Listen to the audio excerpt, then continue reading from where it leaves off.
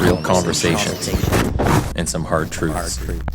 Gangs, drugs, and guns. Giving a voice to those willing to sacrifice. We have stories that need to be told. We have lessons that need to be taught. Protect and serve. Welcome to The Quiet Professional. Welcome back, everybody. Nathan Romas with you. Today, we're going to be talking about national security, intelligence, and just what is going on in the world today. For that, I have Scott McGregor on the program.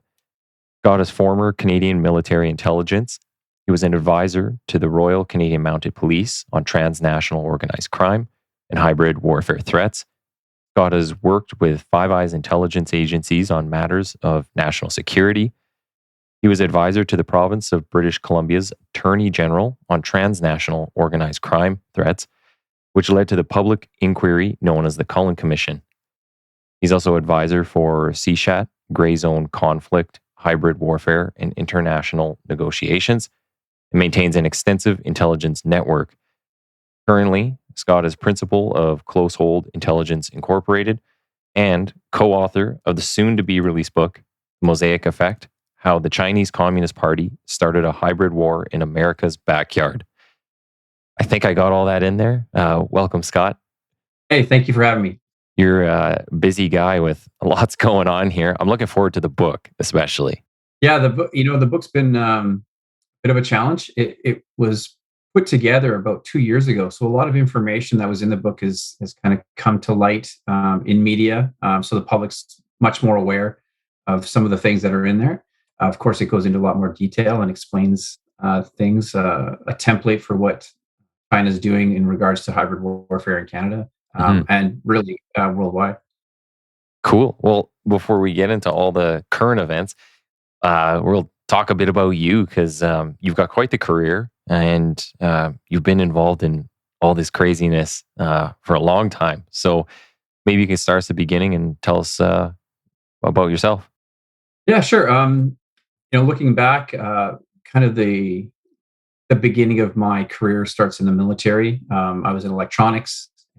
Managed to work within the Navy, the Army, and the Air Force as a Reg Force member. So there's not many people that have experienced all of the elements. And in about 2002, 2003, I went for selection to pass a board to get accepted into the intelligence trade. Did that and went into a lot of training, which lasts a lot longer than what we see in some of these kind of quick courses. They're about 2-week courses that they offer, usually within law enforcement. So these are much longer. These are 6-month courses at a time. They're very in-depth. They look at global issues, a lot of hands-on. So that was kind of the beginning of my journey. I worked within the Air Force. I've done maritime patrol activity, seeing what's coming to the coast. I spent most of my time on the west coast of Canada. Spent 10 years in Canadian Forces Base at Esquimalt in a room within a room. We had 6 doors to get out to go to the bathroom. So spent a lot of time in the dark. Got a little institutionalized in there, actually. But yeah, while I was there, I got to understand and learn how intelligence works within the Five Eyes, but also within NATO and the profession of intelligence, and really get a strong understanding of the reference documentation that's required to run an intelligence unit. So that's kind of my forte, is building intelligence units. I do that later on in the story that I'm going to tell you here. Mm-hmm.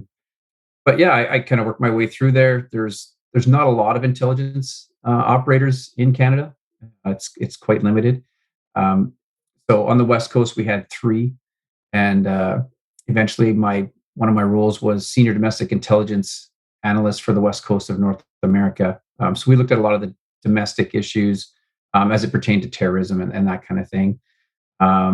Did some work with the 2010 games, put together what's called an intelligence preparation of the operational environment, which is a fancy way of saying it's the workup, the planning that goes into running an operation of that magnitude. A lot of cross-border meetings, kind of my first introduction to all of the agencies that work domestically. So all the three-letter agencies in the States, etc. Mm-hmm. So that's around 2010. I was in Afghanistan in 2006 with Roto Zero. I know you're in Edmonton, so I actually volunteered and flew out to Edmonton and deployed with PPCLI during Operation Enduring Freedom, which later became a NATO operation. So I did a lot of work there. Worked with the Afghan National Army, some targeting, a lot of different intelligence pieces, but came back, and in 2010, I deployed as diplomatic defense attaché to the Kingdom of Bahrain. I was one of 3 Canadians in country there, and we mainly looked at Somali piracy. I was part of Combined Maritime Forces, which was 36 countries, trying to keep the pirates at bay, as it were. At the same time, there was some. At the time, it was Four Eyes, so there was Four Eyes work also that looked at what was going on in the Gulf, etc. And during that time, there was a lot of talk about transnational narco-terrorism, and it was more of a rumor than anything because no one believed that terrorists would work with criminals. Mm. So, myself and a British officer were approached by some American agencies to look into if there was a way to find out if this was actually happening. And we were lucky enough to have caught a dhow that had a terrorist on it with a bunch of narcotics that was heading down the coast of Africa, Macran coast to Tanzania. So we managed to prove that, yes, transnational narco-terrorism actually exists. That operation is still currently underway, as far as I know, which was quite significant. And the reason that that's interesting is later on, the British intelligence officer that I worked with, comes to light again.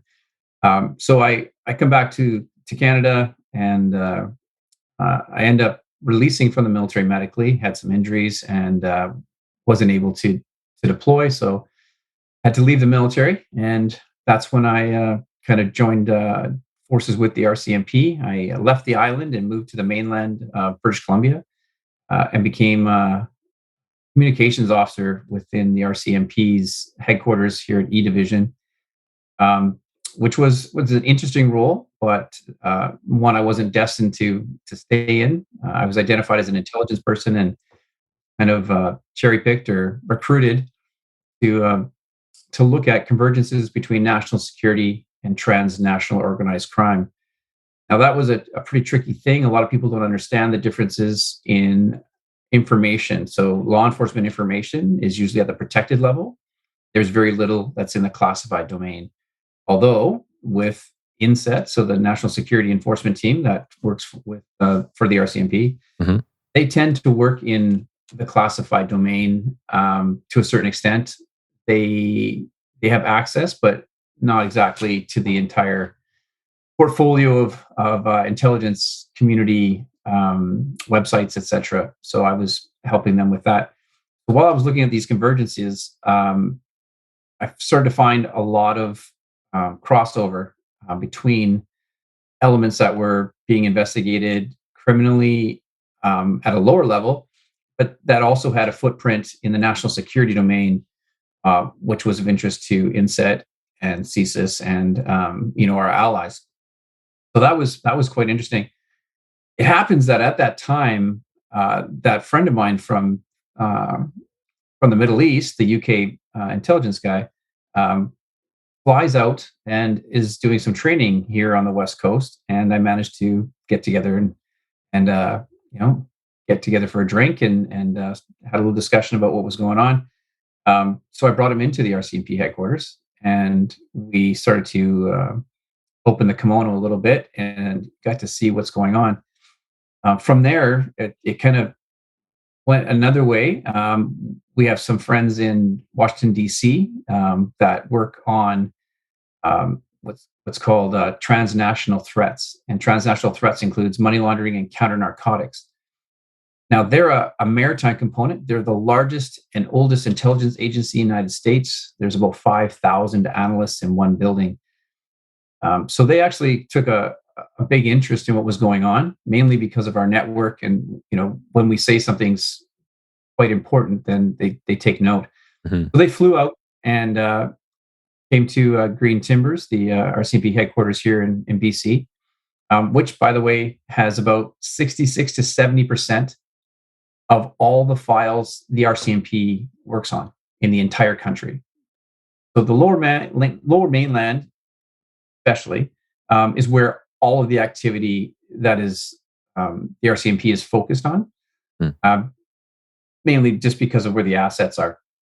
So coming out there, I worked with a gentleman that you've had on already, Mr. Cal Krusty, and he took a big interest in what was going on because he was working with the Americans extensively. He had brought in the DEA, the FBI, and I believe it was DHS into the office. They gave them their own offices within there. So we were able to work with them. They worked out of the embassy in Vancouver. A lot of my contacts were in the United States, in DC, and cross border in Washington State, but also within the Five Eyes. So we started some discussions, and they went back. We had about 3 or 4 different visits, and they really looked into the classified side of things. And what was found was a very, very significant amount of criminal activity, so transnational organized crime activity that was happening in the Lower Mainland, and how it was connected to a lot of other hotspots globally, but especially in the United States. So these became a big concern, and the awareness went through the roof. And I want to ask, so at this point, when you're finding this stuff out, has this just been going untouched all this time? Yes. Basically, nobody's done anything about any of these groups. Yes, because when you're in an investigation, and it's no one's. I don't want to say it's no one's fault, because I would hope that someone would be looking at this. When you have Ottawa, which is a political entity, looking from their lens at what's going on, and they're trying to monitor and maintain these things. The investigations that are being conducted, you can only follow the information where it needs to go. A starting point. You need a starting point. Then you need a predicate of. Then you have these things within that law enforcement investigation piece that they're just bound by, because it can contaminate the file. So it makes sense. One of the issues I identified was that embedding an intelligence analyst within the investigation negates them being an intelligence analyst, because now they're an investigator, and what they're collecting becomes evidence. Yeah. Intelligence isn't evidence. Evidence can be used by intelligence. It's just another raw source of data. So intelligence really works in probabilities. So beyond a shadow of a doubt, that's not really what intelligence does. Intelligence is there to give you the likelihood of something. It's when you look at intelligence-led policing. So that was something else that I was trying to help the RCMP here with. The FBI had gone through a huge change and gone towards intelligence-led policing versus what's called CompStat, which is mainly statistical information. So crime analytics is different than intelligence. Okay. So this got kind of muddied, basically because this is the way it's always been done, etc. I'll give you a for instance. If you're investigating a homicide, you have a starting point because there's a dead body. Now you've got a predicate offense and a starting point, and you can start to work from there. If we have a terrorist who's plotting to do something, what's the starting point? How do you go and look at someone? Because of privacy and everything else. So there's concerns around, you're just looking at everyone for, you can't look at them unless you have a reason to look at them. So that reason needs to be a predicate offense. So my explanation of that is, it's called threat streams. And if I'm looking at what fits within a threat stream, whether it's prostitution or anything else, I'm looking for that activity, and whatever pops up or whoever pops up, that's the reason that you're looking at it. An example of that is if you're driving your patrol car down the street and you see some people in an alleyway, and it looks like there's violence or something that would draw your attention towards it. Do you just drive by because you can't say for 100% sure that there's a crime being committed? So there's no starting point. There's no predicate offense. You're guessing. Yeah. So what you do is you go and look. Well, that's the same thing that intelligence would do when they're collecting information based on threat streams, that they're looking at the information and will keep popping up.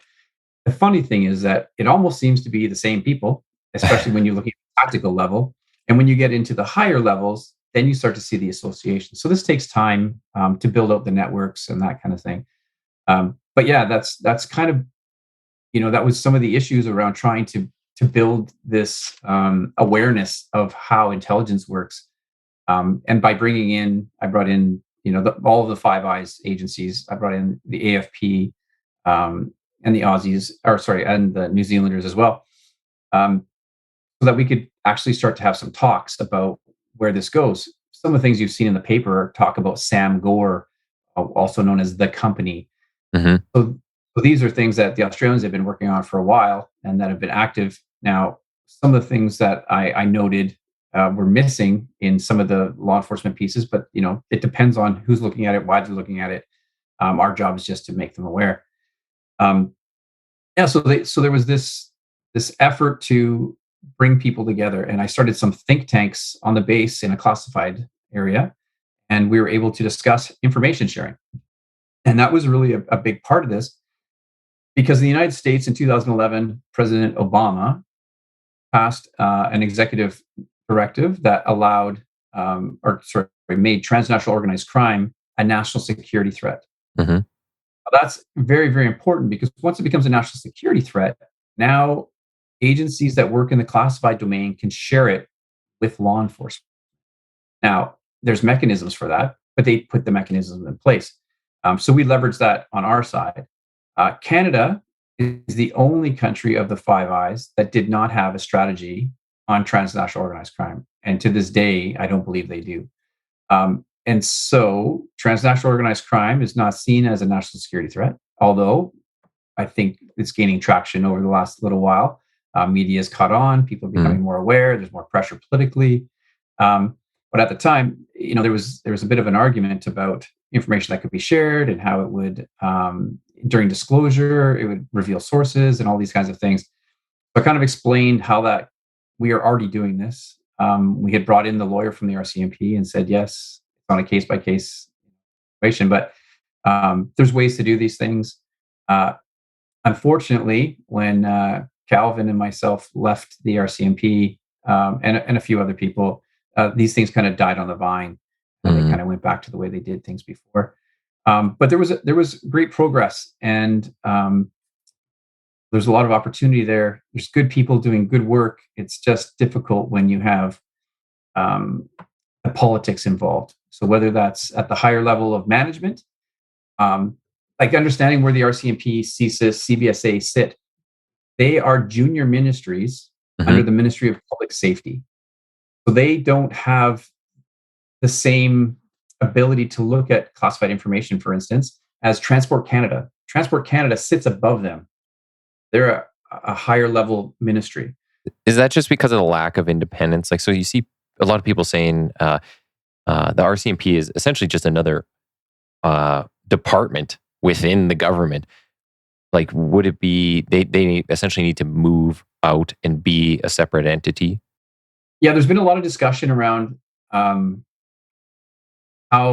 to make them independent. There's been talk about dismantling the RCMP and starting fresh. It's the same with CSIS. CSIS is a domestic intelligence agency. They are not international. They are not the CIA by any means, and they're a lot smaller than people realize. So the resources that are required to do these things need to be made a priority by the government. Unfortunately, while the government is able to, I would say, control the narrative on many of these issues, it's not that the government doesn't want people to be safe, but the big goal of government is to stay in power. And by staying in power, that means that you need to control your constituents in the voting so that you can stay in power. There's nothing nefarious in that. That's been around since time immemorial. But how do you unbias these things? And because the RCMP became political, and so did CSIS, I don't think that they can remain within the government structure in that sense. They need to be standalone piece that has their own autonomy. Well, and some of those things I definitely want to get to, just about the bipartisan issue when it comes to this stuff. One thing I did want to touch on, though, was you just mentioned it a little, kind of back toward the beginning, was there are limited intel operators in Canada. Why do you think that intelligence and, I guess, intelligence operators, why there's such a small community in Canada? And on that, I mean, you see all this stuff now about in the news about who briefed or who didn't brief the PM and what they knew or didn't know. It's like it's almost like people have been ignoring intelligence all this time, and I feel like from someone who doesn't, I'm not in that world per se, not to the extent that obviously you guys are, but I feel like if I was the prime minister or the justice minister, whoever, and my intelligence agency, who I don't see why they would have a reason to lie to me, if they come to me and say, hey, this person is doing whatever it is, I better take that seriously. But from what I gather, they basically just been blowing it off for like decades. So why is intelligence, I don't know, not taken seriously in Canada, or just not a priority? So I think there's a number of factors that play into the intelligence piece, and that is that people don't know what it is. What I just explained to you about it not being evidence is one of the key things. Mm-hmm. And it's to create awareness. It's to provide decision makers and stakeholders with information so that they can take action or not take action. It's their choice. They're being presented with an assessment. So the intelligence is actually a whole bunch of raw data that someone conducts analysis on and comes up with an assessment based on a number of factors. Mm-hmm. Experience is definitely one of them. So when you're providing that information to whoever those decision makers are, it's no longer the intelligence people that are right or wrong. They're going to tell you, we believe this to be highly likely, or it's going to happen in the short term. We don't say it's going to happen on Tuesday unless we know it's going to happen on Tuesday. So that's kind of the issue. Like the Iraq War, where they said the intelligence was wrong. Well, the intelligence wasn't wrong. It's impossible for the intelligence to be wrong. Mm-hmm. Intelligence gave you a level of probability of the weapons of mass destruction being there. Of course, they could be wrong. Yeah. They could also, right? So I know some things about that stuff that I can't talk about on here. But I probably would have come to the same conclusion based on what I know. Unfortunately, when the operation's conducted and they didn't find what they were looking for, or did they? So what the public's being told and what's available publicly is not always the same as what intelligence is aware of. An example is a law enforcement officer is on the street and or an investigator, a detective, and he knows his file inside and out, but he doesn't know what's happening in the entire region or nationally or internationally. And intelligence job is to know those factors and how these things connect. So if somebody he's investigating for a murder, he just goes to try to find the guy that committed the murder.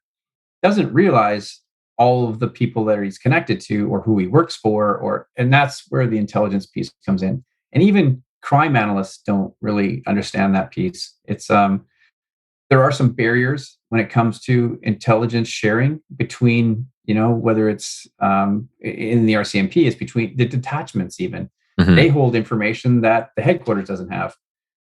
It's a difficult thing to coordinate if you don't have the right structure in place. And that was one of the things that I was trying to help them with so that there would be more awareness, better analysis, more accurate and timely. Well, I think this is one thing that we miss in policing in general. And this is from working with RCMP and now with EPS. There are dozens of times where we've arrested somebody, and once we make the arrest and their name finally goes in a database or somewhere within Edmonton, and I'll use that because it's most current examples, mm-hmm. all of a sudden we'll be getting messages and calls from this service over here and that one over there. It's like, oh, we actually wanted that person for a homicide. Oh, that person's actually an international gun smuggler or whatever they might be. It's like, well, we've been looking for this person for a month or two. It would have been nice to know those things before we just walked in with our pistols, or maybe would have had a different type of response. Certainly. But we are so bad at sharing info. Real time info is another one.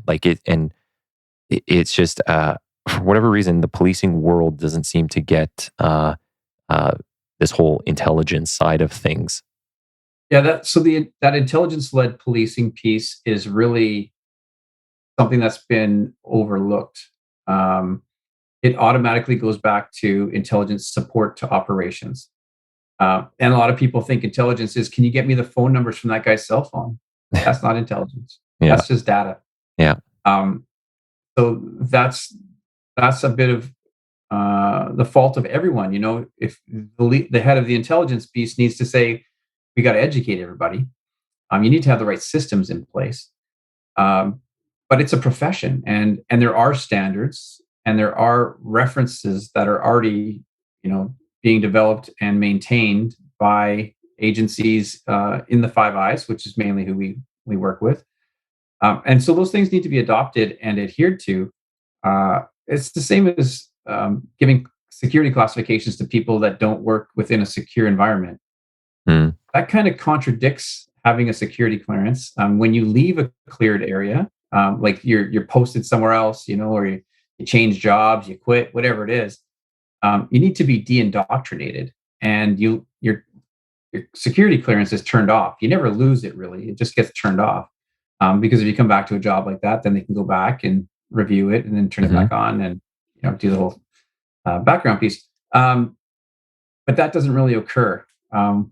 They're going about it, in my opinion, in the wrong way. And I think that there needs to be discussion and dialogue on how to remedy those things. I attempted it, back in 2015. And, they're still struggling with the same kind of information sharing issues.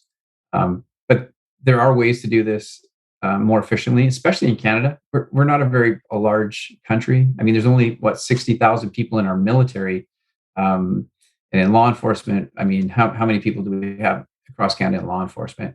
Everyone's a collector, and that information is important, but somebody has to be able to evaluate it. Now, you've probably seen some of the stuff in the news. I know you didn't want to get into current events right away, but when you have what's considered oversight for the intelligence agencies that are appointed by government, you're having some issues with what's going to be acted on and what's going to be shared.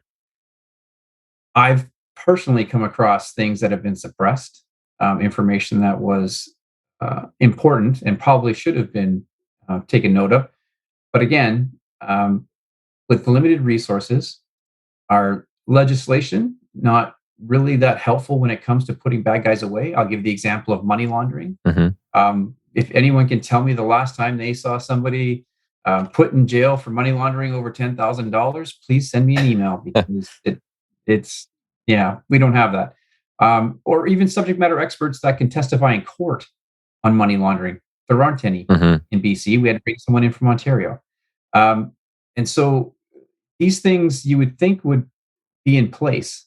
And that's kind of what happened to me when I left the military. I thought, domestically, I thought everything's in hand. There's, you don't read about that much crime in Canada and that kind of thing. Yeah. It's kind of like in Japan, where you don't read about too much crime either, but it's because it's suppressed and they're not permitted. So in Canada, we have the same kind of issue. We don't have a lot of enforcement. So there's a spectrum: detect, deter, disrupt, enforce, or interdict.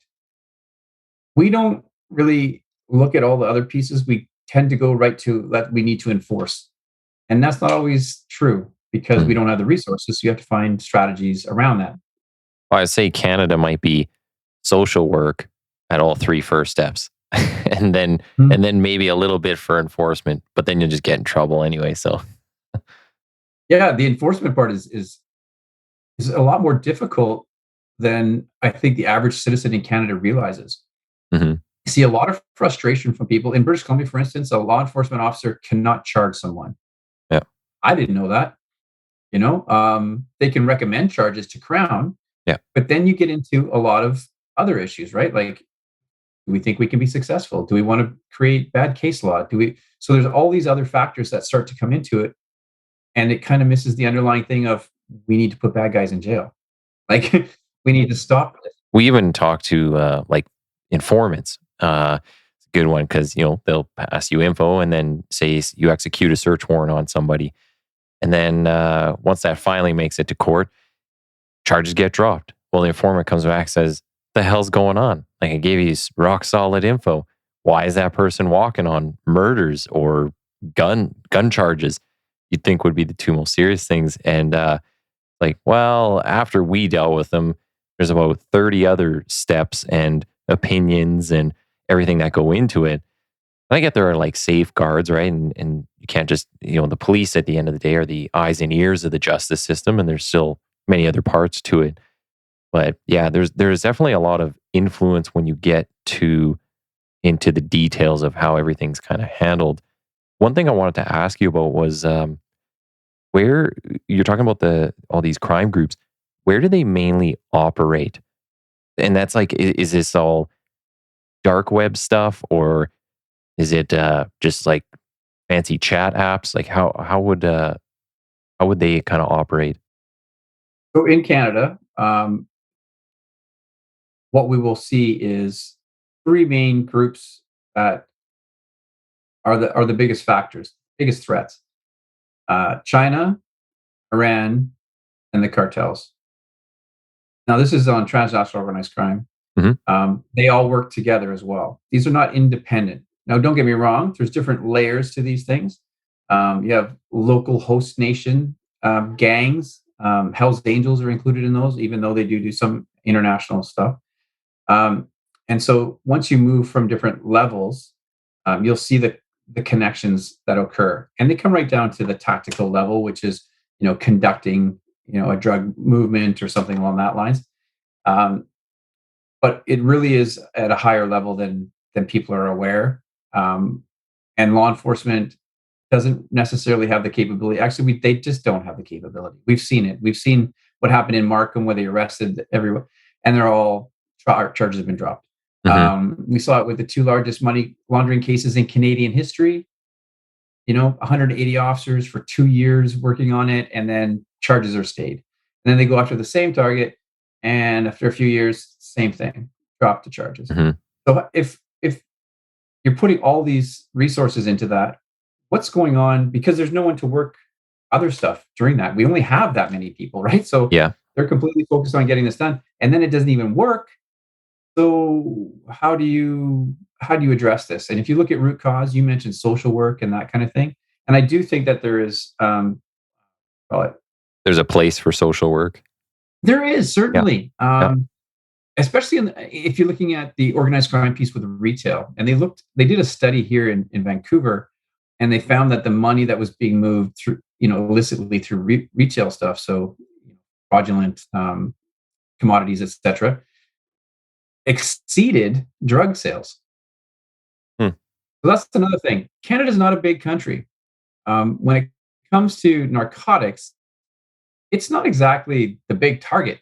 You want to go to somewhere where you have a larger population that you can do this. Now, don't get me wrong. I have a drug problem, obviously. In Vancouver, they just permitted people to actually carry personal amounts of Hmm. fentanyl if you're 18 years old and above. I mean, to me, that's insane. Um, but that's not my choice. The Canada's mainly used as a transshipment point. Sometimes they'll make sales so that they can pay for security, or so if we go away from the money laundering piece, from trade-based money laundering, and go to service-based money laundering, those two things offset the cash piece. And at a higher level, not just your guy on the street, you may be getting narcotics brought in. It was a shipment. The guy was bringing in furniture, and he threw in some bags of heroin. Okay, but really what he wanted was marble slabs to go to, another country. Hmm. So that was just part of the payment. So there's lots of these deals that are made, that if you ever listen to any of those calls, you would understand that they sound like business people. They don't sound like your street hood guy. They're talking about, units of this, and I've got X units of that. And they do talk in code a bit, but really it just sounds like as if you were in procurement at a company. Hmm. It's pretty high level. People may not realize that we have the largest diaspora of Iranians in the world post Shah in Vancouver. So we have the IRGC, we have Quds Force, we have Hezbollah, we have Lebanese organized crime. We have all of those things here. And that's not just in Vancouver, but that just happens to be the center of gravity. One of my intelligence guys out of DC once called Vancouver a cross between Miami and Dubai, Hmm. because you see gangs don't just stake out an area like you see in the United States. Quite often they say this is my block, or whatever. No, gangs work freely. They work together sometimes, and they can operate anywhere in the city. So it's a lot like Dubai in that sense. Bad guys. We have terrorists here. We have everything that happens here. But the Chinese piece is really the big focus. It's what you're reading about in the paper. Hmm. Put a lot of effort into creating awareness around this. So um, that control right there is state sponsored. And the Yeah. Iranians have state sponsored activity as well. We mix in the cartels. They have a lot of assets and money. El Chapo had his headquarters based in Canada. Um, we have known cartel guys, big cartel guys, families going to school here. There's a lot going on that people just aren't aware of. And a lot of that is because law enforcement is not allowed to really share that information. And I agree with that. Um, but there needs to be an awareness by the public of the level of crime, and illicit activity that's happening in Canada. Alberta, I know you're based out of Alberta. Hmm. Alberta has some significant issues, that people may or may not be aware of, and their connectivity to some of these state-sponsored activities, and actors. So that awareness is something I'm working on every day, and I see that a lot more people are interested in it. So positivity there. Is that so? Your current position, you're with Close Hold Intelligence. Is that what you're still working on? As working on these transnational organized crime, and then on that, who do you who do you work for? What does the company do? Um, so I formed the company. It's not that old. I put it together in January. It's really where I saw a niche was helping both security, and corporate companies, that are having issues understanding what the threats are for their clients. Mm. Um, Law offices.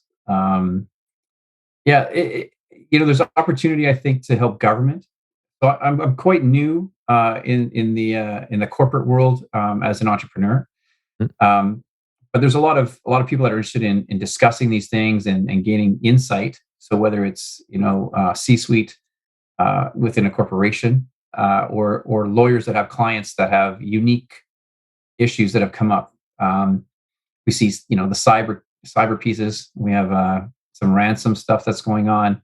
And there's a lot of that out there, and some of these corporations are keeping it quiet. People don't even realize it. Hmm. But then again, it's also the international piece. So if they're invested in, somewhere in Africa, and suddenly there's a change in a regime, or there's new threats that are emerging, they might want to know about that, and they don't always trust everyone that's advising them to begin with. NGOs tend to look out for themselves because they need money to keep operating. Um, they have good intentions, but it's really getting a proper understanding, sort of seeing through all the noise, and that's where I can come in and kind of help, especially on the Chinese front. Now everyone's concerned if they're doing business with the Chinese, whether or not they're being leveraged, or whatnot. And people just don't understand that there are no rich people in China Mm. in the sense that we think of it in the West. You're allowed to be rich until you're not. Mm. Just ask Jack Ma how that works, or a number of other figures, especially with regime change. You'll just be replaced, and your assets will be nationalized. And the Russians did this with their oil not that many years ago. Well, that's one of the things. So, was going to get into was like you've got the book coming up, Mosaic Effect, and you've obviously worked a lot in on the CCP China issue. So, one thing maybe to start is maybe this would be better at the end, but I'll ask it now. What can the general public like? Where can they what should they pay attention to? Where can they get their information so that they're kind of as aware as possible of what's actually going on? So that's a tricky one. Um, I would say that the average Canadian puts a lot of stock in what they read from CTV Mm. and Global News, and I think CBC is coming around. Although it's a state-run media, people are becoming a lot more aware of information that's out there and available. Now, influencers tend to be the ones that people follow. They'll listen to podcasts. They'll be on Twitter. So this information is out there, but who do you trust? Because Yeah. disinformation, misinformation, and malinformation are key components of threat actors like China and Russia. So they're there manipulating these things as much as they possibly can. We see this with protests, and I won't get into which protests, but you will see that anything that is going to gain media attention will have elements that will infiltrate and hijack these things. So somebody could start off with a well-intentioned protest. Unfortunately, there are elements that are going to take advantage of that. And they also see it as, and I've been told this directly from a former right-wing extremist turned not vigilante. He's just taken a stance against it, and works for some universities now. That they see those as recruiting opportunities, Hmm. because here are people that are incited. Either they have anti-government sentiment or whatever it is, and they see those as opportunities. And they've actually switched from a youthful radicalization to more middle-aged professionals, because of the fact that they have more respect and people trust them. So when they come on board, you have doctors and lawyers. We saw this in like 9/11, where you could take all of these experts that say this is what happened, and you could equally take all of these experts with the same credentials and say the opposite. Yeah. So it really, then it's this question of who do you want to believe, because you have your own biases, and your own biases are what are going to lean you towards it. You can't say one is more academically acclaimed than the other, because they're not. But we see that the same within the radicalization, right wing extremist pieces. So where you said, where do you go to get your information?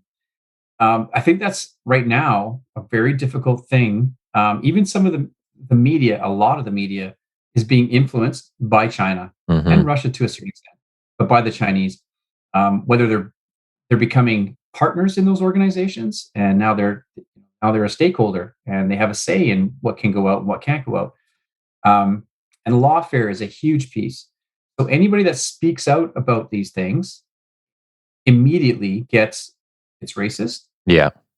the legal aspect. The whole anti-Asian thing. You're creating hate crimes Sure, against Asians. sure, Yeah. right. Yeah. And I mean that we're talking about the Asian piece, but honestly, it could be others as well. Mhm. But the Chinese especially, and they don't just have terrible lawyers. They're hiring Dentons, or they own these agencies. Mhm. So part of the whole education piece of going abroad, and with their new national security laws, it's not totally new, but they've ramped them up. Is that you have to do what they say. So the information that comes back to China, they understand how our legal system works better than we do, and they have unlimited funds. So when it comes to the lawfare piece, it's very difficult to prosecute anything, um, because of our laws. And this is why Canada is such a soft landing place. Mm. You can come here and get away with so much if you have the money and the means. You're seeing it right now with your political interference piece that I know you wanted to talk about later, but Oh, go ahead. you're seeing this stuff play out live. Han Dong becomes an independent and votes against the party that he was with, and then immediately goes to sue Global. Well, how is he affording that? Who's paying for that? Hmm. There's a lot of questions around these things. Um, there's a lot of finger pointing. Global News and the Globe and Mail. So it was first released from the Globe and Mail, and then the Globe and Mail gets upset that Global released it, and yet the leak was actually to Globe and Mail. Whether or not it came out in newsprint is, irrelevant. There was a leak to media, and Globe and Mail was the one that received it. So, pointing the finger at another news agency doesn't help the matter. This could have been remedied if the prime minister had simply come in and said, declassify the recordings. Hmm. Then the public could decide, couldn't they? Yeah. But that won't happen. And there's reasons why these things won't happen. You can read about some of them in the book. Um, Hmm. but understanding how the United Front works and the leveraging that they have, um, they don't have to physically come in and change the vote. You know what I mean? When you're changing sentiment or influencing voters, those things are significant. When you're providing money, which is what law enforcement wants, everybody wants this evidence, evidence, evidence. And I told you what happens with evidence. Look what happens with terrorists. If you don't have the evidence to get them beforehand, in Canada, you'll never get them. And that's what we see, because when was the last time somebody got caught for a terrorist act and actually went to prison? Well, and one of the things I was thinking of is, um, like for Alberta, we have our provincial election coming up, Mhm. and some of the influence that you see from the prior, like the federal election side. But I imagine even some of these actors, they're definitely going to be interested in provincial elections, municipal elections, right through it. It all has an impact on them. Um, do you think the rhetoric around it is too soft, or is it kind of just right when they say there's influence in the elections? Like, I don't know if we want to go full US and just say the whole thing was rigged. And they seem to play in like the wider goalposts of crazy sometimes. But I don't know if we want to say prior elections have been rigged, but definitely there's influence in there. Is that safe to say? Yeah. So I when I first looked at this and I've been asked to comment. I was actually asked to testify at the commission, and I'm staying away from that right now. There's enough people in there. It's very political. Mm. So the political interference is called sharp power, and this is hybrid warfare, and it's being conducted by the Chinese and other countries, but mainly the Chinese. Um, We have soft power, which is the economic piece, right? You're looking at corporate takeovers, critical infrastructure that's been purchased. I know you're aware of this. You can look at some of the oil and gas pieces in Alberta that Hmm. have direct connections to China. We can look at softwood lumber and a number of other, critical infrastructure pieces, transportation, telecommunications. We had the Huawei issues, etc. Mm. There's many, many more that are ongoing. So yeah, the influence piece by the United Front Work Department is from the grassroots right through to federal. Anything and everything they can get involved in, from strata councils to mayors to MLAs, you name it. Anywhere there's an opportunity, because it's being saturated. This is not one offs. This is not a targeted approach to something. This has been going on for 30 something years. If you look at the Sidewinder report that Michelle Juno Katsuya Yeah. has spoken about, he's actually mentioned, one of the mainstays in our book, which is Operation Dragonlord. I know Scott Newark came on and he had briefly mentioned it. Yeah. We brought it out in a CBC news article out of DC. Um, so yeah, these things have been going on for a long, long time. This is well established, and that's why it's the center of gravity. Is because it's so well established.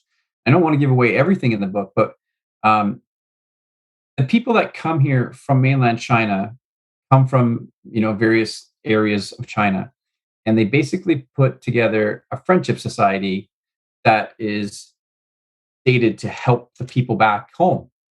So, they get together and they raise money and they do these things.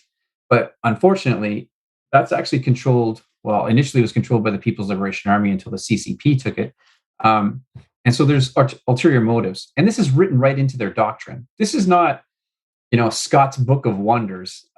These things are actually documented. The world domination by 2049 by the Chinese is a stated goal. Mhm. This isn't intelligence analysts making things up. This is somebody taking actual reference material and saying, okay, now how are they doing it? And they've talked about this openly. The magic weapon of the United Front Work Department. Canada is quite valuable. We have all the natural resources. We have all the water. There are things here. We're on the border of the United States, one of the key adversaries. So thinking that Canada and China relations are something that we can benefit from or that we should use is something that was exploited. And I think it was mainly for economic gain. We saw it on Dragon's Den where they'd say, hey, you've got a great idea, but your costs are too high. We should offshore this to China and then bring it back and sell it, right? And so it was made to be kind of okay. Unfortunately, that has been the plan the whole time.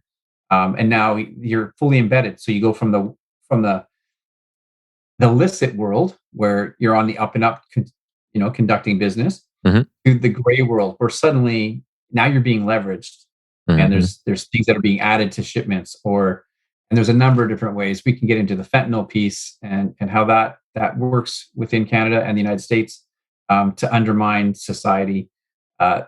These aren't they're just not just happening. Yeah. There's actual design and intent behind it. Canada is at war with China. And whether or not we recognize it, they definitely recognize it. It's part of their doctrine. It's why cyber attacks us. I mean, in BC, corporate entities, government entities, are attacked 3,000 times a minute. Jeez. 3,000 times a minute by Chinese organizations, mainly ones that work for their government. Um, that's not that's not something we're doing to other countries. It's not something that you would expect from a trading partner.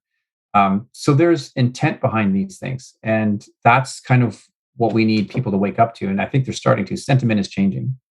Yeah, I mean, it's definitely, I think for the general public, seeing is believing. So if they're not seeing boots on the ground and tanks rolling in somewhere, that's war to them. So if they don't see that, they don't really get it. Um, Talking about your book and kind of the title of it, where you say it's in America's backyard, this kind of got me thinking of some of the stuff you're mentioning here. It's just, is it, maybe I'll ask, where did the title come from? And not to change the title, but if it started America's backyard, like Canada seems to be kind of the gate into the backyard. So is Canada really where this is starting? Are we the, like you said, the easy land, the soft landing spot for a lot of this transnational crime, for CCP stuff? Like, are we the weak link that's just allowing a lot of things to happen and helping out, whether we know it or not? Well, I think you can ask yourself the question. The RCMP arrested their head of intelligence, Hmm. and we've had other damage internationally with our allies. That doesn't look good, and the result is, we're excluded from AUKUS, Mhm. so from the agreement that is made to look at the Indo-Pacific. That's very significant. New Zealand was dropped from the Five Eyes for a number of years because of their inability to maintain the security that's required. Canada's in that boat. We've been told we can't make our NATO commitment. Yeah. There's so many pieces that indicate that Canada is not what's considered reliable, and Canada does not have the ability to protect itself. It needs its allies. So who's going to swoop in Mhm. and help us? Yeah. So when you talk about the back door, the report that I'm talking about, this Operation Dragon Lord, is a U.S. Department of Justice report. Involves all of the three-letter agencies in the United States. They looked at Canada as a threat to the United States. Hmm. because of its infiltration by the Chinese. Now, I mentioned former CSIS head of what is it? The Asian section for CSIS back in 1997, and the author of the Sidewinder report. When he was, giving his testimony, he stated that he was aware of Operation Dragon Lord because he shared information with the United States. So they were quite afraid of what was happening in Canada, and they still are. Hmm. They're still aware of the saturation that's here, and Canada's being identified as a threat. There's subtle indicators, whether or not it's being stated in public or not, but there's indicators that the decoupling that the United States is trying to do from China, Canada's undermining it to a certain extent. Canada has not taken a strong stance against China. We are saturated, and we are afraid of public opinion because we don't want to be called racist, Hmm. and so we're not getting things done, unlike Australia, who has taken a hard stance against these things. There's lots of information out there. The book lays out a template of how they do this, not just in Canada, but in every single country.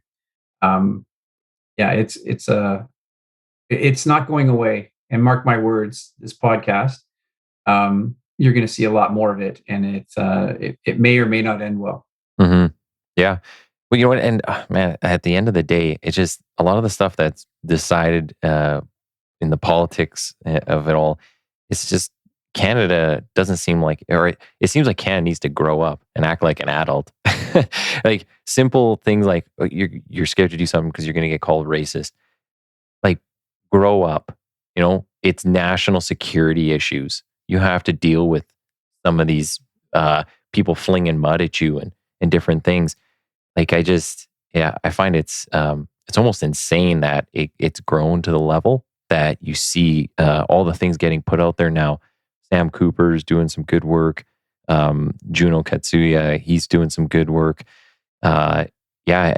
It's pretty scary, and it also seems kind of daunting. Like, how do you turn it around? We're kind of coming up to the end of our time here. I do want to ask you what are some of the solutions that maybe you see? Like, how do we turn this around? How do we get back in favor with Five Eyes? How do we not be seen as a threat to our neighbors to the south? Like, where's a starting point for all this?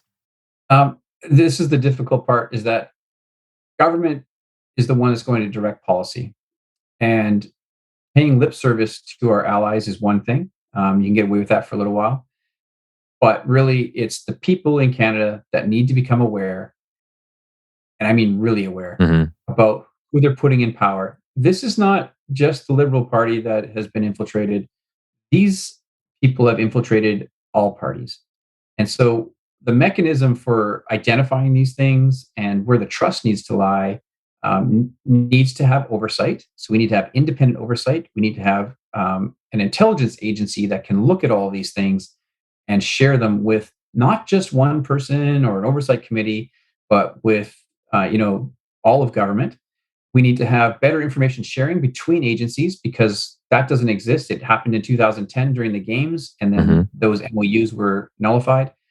And without those things, I fear we'll just continue on the way we're going. This is old news, and it'll pass on, and we'll get a new government, and the new government will say they'll do a bunch of things, and nothing has been changed. Hmm. And that's what we're seeing, whether it comes from the Cullen Commission or anything else. We have these minor changes. We have lip service. The government's giving law enforcement $56 million to look into political interference, and yet the government said there is no political interference. And then, Yeah.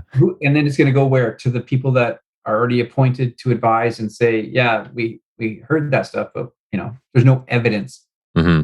and that's an issue. So until we have the strength to say, okay, this is wrong, and stand up, and it's the same with the ethics committee and everyone else, and that there's actual enforcement of these things. I mean, the head of RCMP intelligence, Cameron Ortis, is out on bail. Yeah. This makes no sense to me. We didn't talk about that, but there's a whole story behind that. So if anybody wants to reach out, maybe we can do a follow up. Yeah, for sure. How can people best follow you and your work? So on Twitter, my handle is at 5eyes_Scott. Uh, I have a media site Hmm. for interviews, etc., which gives some of my other interviews with Sky News, etc. Some of the articles I've written, um, and that is hybridwar.ca. And then if you want to reach me professionally, it's closehold.ca, and that's my intelligence consulting firm. Great. Well, I want to say thanks for coming on. Hang on the line for 2 seconds. I'll say bye offline. Sure. But yeah, I really appreciate you coming on, and we'll definitely have a follow up. That's easy to set up. Awesome. Fantastic. Thanks, Nathan. Appreciate it.